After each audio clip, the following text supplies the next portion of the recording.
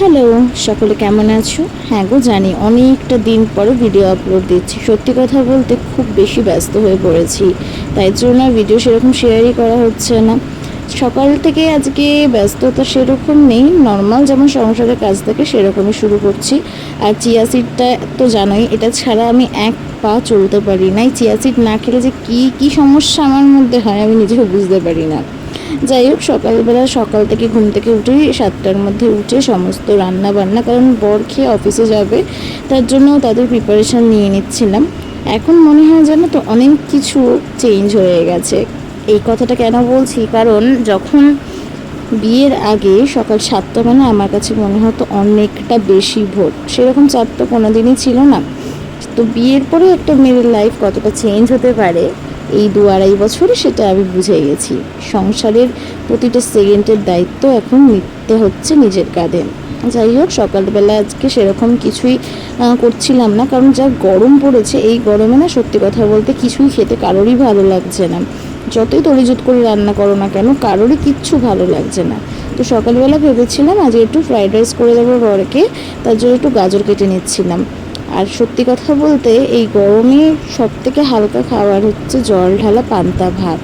কিন্তু সব সময় তো সব কিছুতেই আর পান্তা ভাত হয় না, কারণ কি জানো তো, অনেকেরই তো ঠান্ডার ধাঁচ থাকে। তো ইচ্ছে ছিল আজকে একটু অন্যরকমের কিছু করব, বাট আজকে কি তাড়াহুড়োর মধ্যে ফ্রাইড রাইসটাই করে দিচ্ছিলাম। ও হ্যাঁ, তোমাদের সঙ্গে নেক্সট একটা ভিডিওতে আমি শেয়ার করব আমার পোলাও বানানোর একটা রেসিপি। নতুন নতুন পোলাও বানানো শিখেছি, তো তাই তোমাদের সাথেও শেয়ার করে নেব।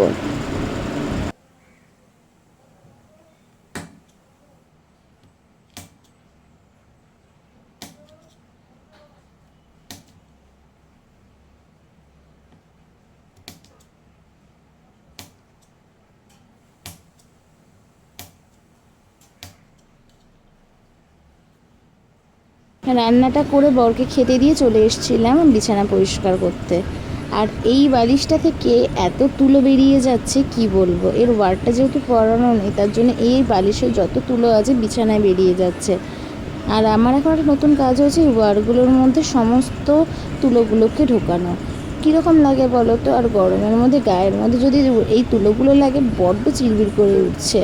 এর কোনো উপায় থাকলে আমাকে বলো তো, যে কি কোনোভাবে এটাকে ঠিক করা যায় কি না।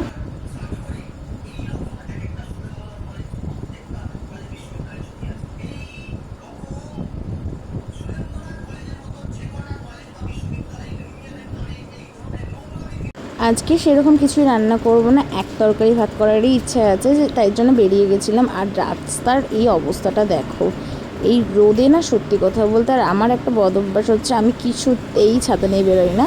আর আমার ছাতাটা না, সত্যি কথা বলতে আমি আনতেও ভুলে গেছি। আর এই ভিউটা দেখো, এটা একটা ঝিলপাড়, ব্রহ্মপুরের এই ঝিলপাড়টা আমার মোটামুটি ভালোই লাগে। আর ছোটোবেলায় এইদিকে যখন আসতাম বাবা মায়ের সাথে, দাদুর সাথে, তখন এই ঝিলপাড়টা, এখানে একটা শিব মন্দিরে এখনও মেলা বসে, তো সেই সব স্মৃতি মনে পড়ে যায়। যাই হোক, এই রোদের মধ্যে তাড়াতাড়ি করে চলে এসেছিলাম। আর আজকে করে ফেলবো চিকেন। আর শাশুড়ি মায়ের জন্য, মানে মামুনির জন্য করব হচ্ছে আজকে একটু স্যুপ, যেহেতু ওনার অনেক কিছু খাওয়াই বারণ, তার জন্য ওনার আলাদা আর আমাদের আলাদা রেসিপি। আর এই গরমে শরীরটাকে হাইড্রেটেড রাখার জন্য আমি সব সময় লেবুর জল, নুন চিনির জল এগুলো কন্টিনিউয়াসলি খেয়ে যাই, কারণ শরীর সত্যি কথা বলতে এছাড়া চলবেই না। দিন সমস্ত কাজ করে কমপ্লিট করে নিয়ে খেতে বসে পড়েছিলাম। আজকে করেছিলাম কলমি শাক ভাজা আর মাংসের পাতলা করে ঝোল। আর আজকের রান্নাটা স্পেশালি আমার খুব, কেন জানি না, খুবই ভালো লেগেছে। তারপরে দুপুরবেলা আজকে রেস্ট নিতে যাবো, কি এত গরম যে আমি আর কিছুতেই পারছি না, যে আমার ঘরটা এত বেশি গরম। যাই হোক, সন্ধেবেলা উঠে আমি আগে চাটা বসিয়ে দিচ্ছিলাম, কারণ অনেকগুলো কাজ পেন্ডিং আছে, সেগুলোও করতে হবে।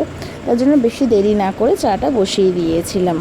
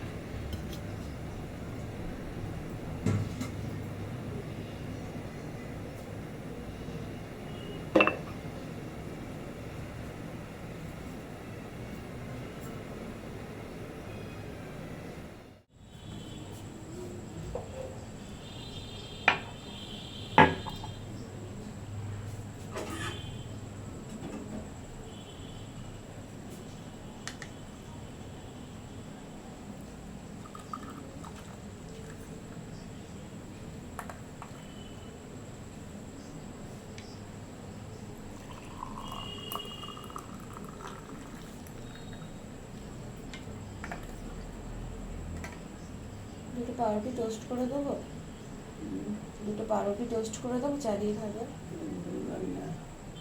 আমি মাখবো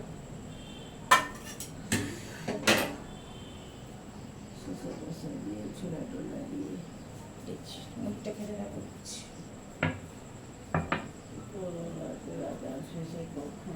হুম